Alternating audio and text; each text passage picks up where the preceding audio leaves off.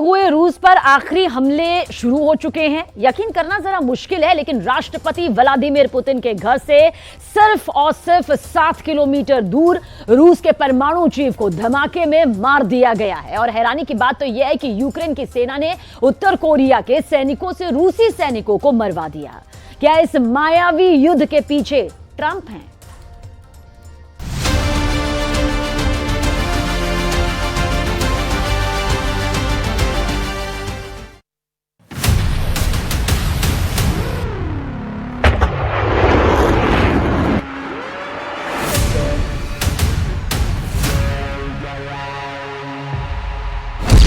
रूस पर ट्रिपल हमला, ट्रंप का पर्दाफाश।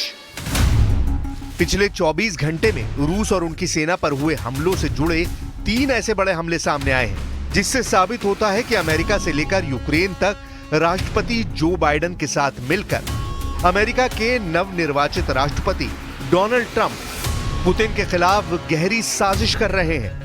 महज 24 घंटे के अंदर यूक्रेन के साथ मिलकर कुछ पश्चिमी खुफिया एजेंसियों ने पुतिन के बेहद करीबी और रूस के परमाणु प्रोग्राम के chief lieutenant general Igor Kirillov को एक जोरदार धमाका करके मार दिया है। दूसरी बड़ी खबर यह है कि रूस के कुर्स्क इलाके में यूक्रेनी सेना पर हमला करने के दौरान उत्तर कोरिया के सैनिकों ने रूसी सैनिकों को गोलियों से भून डाला है। दावा किया जा रहा है कि यूक्रेनी सेना ने उत्तर कोरिया के सैनिकों को भ्रमित कर दिया। तीसरी खबर तो और भी हैरान करने वाली है। दावा किया जा रहा है कि अमेरिका के नवनिर्वाचित राष्ट्रपति डोनाल्ड ट्रंप ने अब यह कहना शुरू कर दिया है कि रूस और यूक्रेन जंग को रोकना बहुत ही मुश्किल है। ट्रंप के इस बयान को रूसी सरकार एक बड़े युद्ध का संकेत मान रही है। रूस यूक्रेन जंग में अब वो हो रहा है जिसकी किसी ने कल्पना नहीं की थी।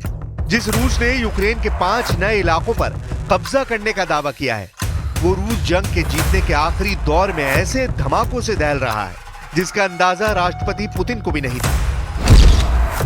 300 ग्राम का धमाका, मारा गया रूसी परमाणु जनरल। 1000 दिनों से ज्यादा की जंग में रूस का अब तक का सबसे बड़ा रूसी जनरल मारा गया है। खबरों के मुताबिक रूस के परमाणु जैविक रासायनिक रक्षा बलों यानी एनबीसी के प्रमुख लेफ्टिनेंट जनरल इगोर किरिलोव को एक धमाके में मार दिया गया है। दावों के मुताबिक मॉस्को में एक इलेक्ट्रॉनिक स्कूटर में छिपाए गए बम से रूस के परमाणु chief lieutenant general Igor Kirillov को मारा गया। लेफ्टिनेंट जनरल इगोर किरिलोव के साथ उनका असिस्टेंट भी मारा गया। लेफ्टिनेंट जनरल किरिलोव को राष्ट्रपति पुतिन का बेहद करीबी माना जाता था। हैरानी की बात तो यह है कि मॉस्को में राष्ट्रपति भवन से मात्र 7 किलोमीटर की दूरी पर यह धमाका किया गया है। यूक्रेन की सिक्योरिटी सर्विस ने दावा किया है कि उन्होंने इस हत्याकांड को अंजाम दिया है। रिपोर्ट के मुताबिक इगोर किरिलोव अपने अपार्टमेंट से बाहर निकल रहे थे कि तभी पास ही पार्क एक स्कूटर में ब्लास्ट हो गया। कहा जा रहा है कि धमाके के लिए सिर्फ 300 ग्राम टीएनटी का इस्तेमाल किया गया था। धमाका इतना तेज था कि इससे इमारत आंशिक तौर पर क्षतिग्रस्त हो गई। किरिलोव की मौत के बाद रूसी संसद के डिप्टी स्पीकर ने कहा है, बेहद सोच समझकर प्लानिंग के तहत अंजाम दिया गया है। लेफ्टिनेंट जनरल इगोर किरिलोव की हत्या का बदला लिया जाएगा।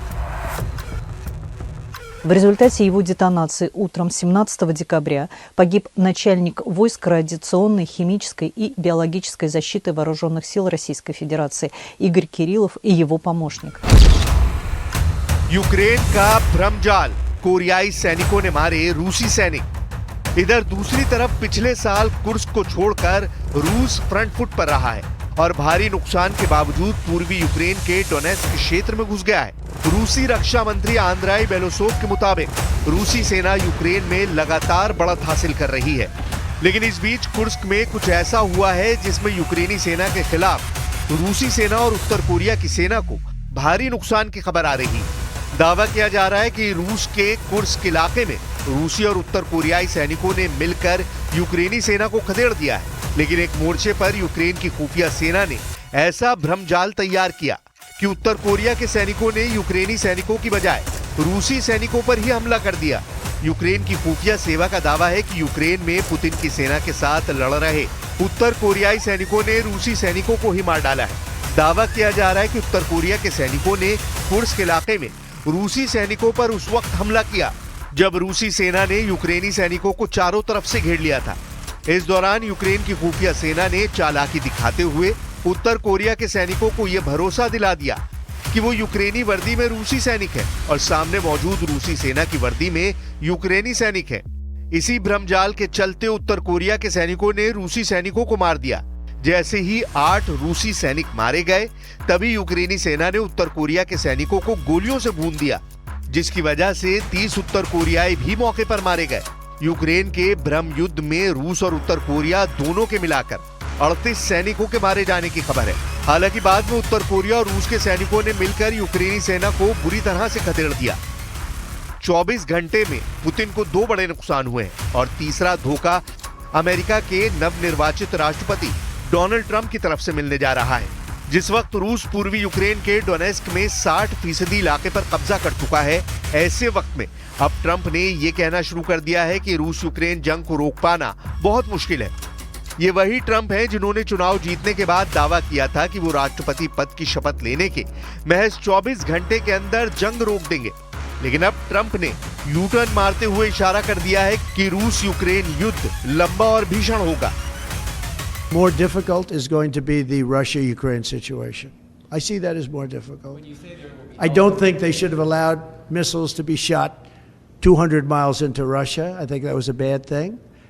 And that brought the Koreans in, North Korea, another man I get along with very well. I'm the only one that does. But that did a lot of bad things.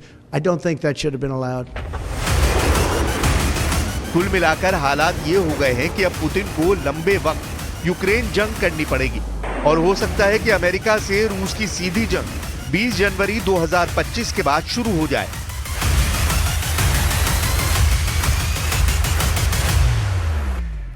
Syria में Jolani को लेकर जो खौफ फैला हुआ है, जो डर है, उसमें नई एंट्री हुई है डोनाल्ड ट्रंप की। डोनाल्ड ट्रंप ने सीरिया को लेकर ऐसी बात कह दी है जिससे नेतन्याहू और उनकी वॉर कैबिनेट का सिर तक चकरा गया है।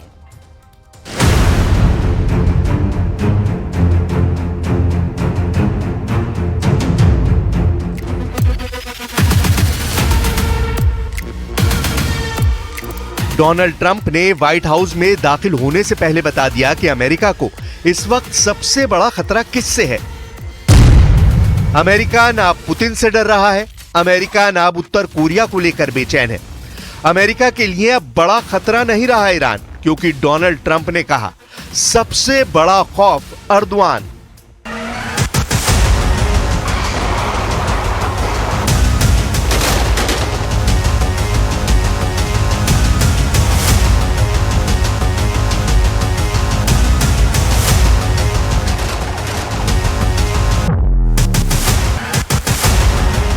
सीरिया से आतंकवादियों के आ रहे नए नए वीडियो और तैयार हो रहे जुलानी के नए साम्राज्य को देखकर डोनाल्ड ट्रंप ने तुर्की को लेकर बहुत बड़ा अलर्ट जारी कर दिया है। डोनाल्ड ट्रंप ने आखिर कह ही डाला, अर्दवान ने मचा दिया है घमासान। Turkey is the one behind it. He's a very smart guy. They've wanted it for thousands of years, and he got it.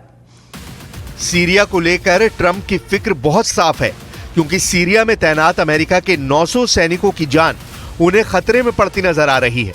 और ऐसा इसलिए क्योंकि 48 घंटे के अंदर ही सीरिया में बड़ा उलटफेर हो गया है। 48 घंटे के अंदर इजराइल ने तारतूस में सीरिया का बड़ा मिसाइल गोदाम तबाह कर डाला, जिससे भूकंप आ गया।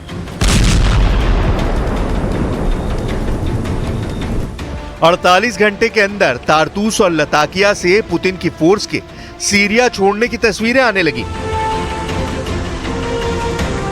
48 घंटे के अंदर पुतिन ने सीरिया भेजा अपना बड़ा पावर लिफ्टर, रूस के सैनिकों को लेने पहुंच गया रूस का ट्रांसपोर्ट विमान IL-76। 48 घंटे के अंदर खामनेई के खतरनाक जनरल हुसैन सलामी ने कर दिया ऐलान, सीरिया बनेगा इजराइल का कब्रिस्तान।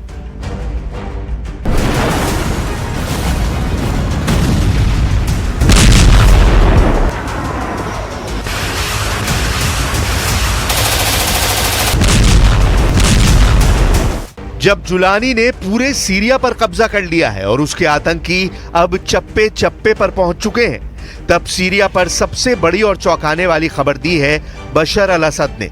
बशर अल असद ने रूस की सीक्रेट लोकेशन से दिया है बड़ा मैसेज। बशर अल असद ने कहा है कि सीरिया फिर आजाद कराया जाएगा, यानी आतंकियों से लड़ाई जारी रहेगी, यानी सीरिया में बहुत बड़ा युद्ध होने जा रहा है, या कहे कि सीरिया से तीसरे विश्व युद्ध का डंका बजने लगा है। सोशल मीडिया पर असद की चिट्ठी वायरल है और इस मैसेज में जुलानी को चैलेंज दिया गया है, अमेरिका को चैलेंज दिया गया है और इजराइल को भी बता दिया है सीरिया में अब तीनों को हराया जाएगा।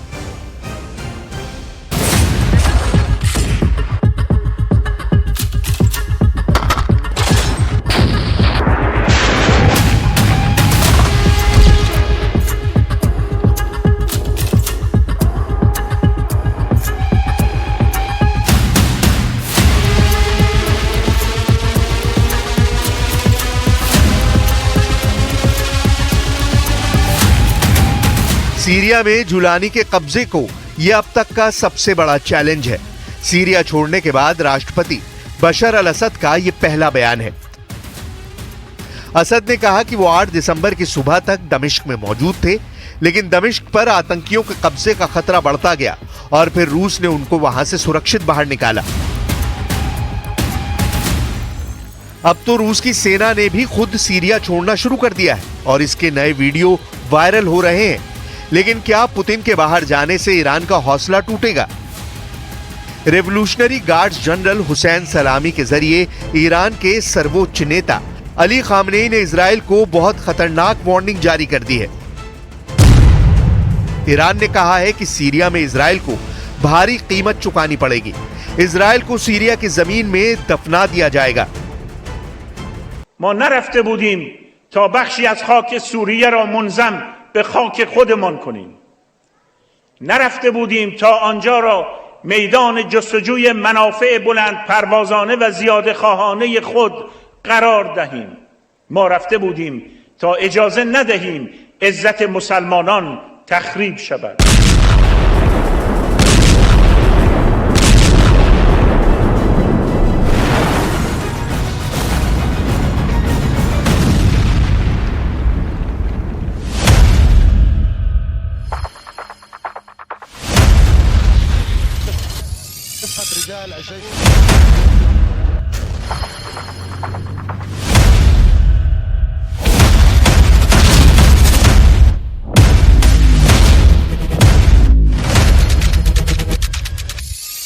ये बोल ईरान के जनरल हुसैन सलामी रहे, लेकिन शब्द खामनेई के हैं।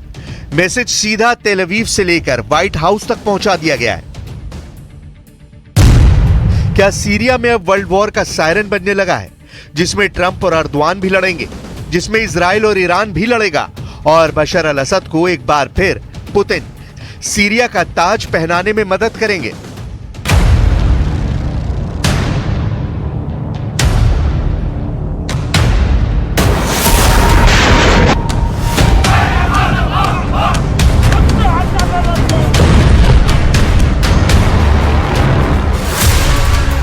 People that went in are controlled by Turkey, and that's okay. It's another way to fight. But no, I don't think that I want to have our soldiers killed. कोई शक नहीं कि सीरिया के मौजूदा हालात से ट्रंप घबराए हुए हैं। 2024 में दिसंबर के आखिरी दिन सीरिया के लिए ही नहीं, पूरी दुनिया के लिए बहुत खतरनाक बनते जा रहे हैं। अगर ये वक्त सही सलामत गुजर गया तो भी 2025 में ट्रंप का दूसरा दौर शांत रहेगा, इसकी कोई गारंटी नहीं है। दिसंबर के दौरान ही सीरिया में लगी चिंगारी कुछ और इशारा कर रही है।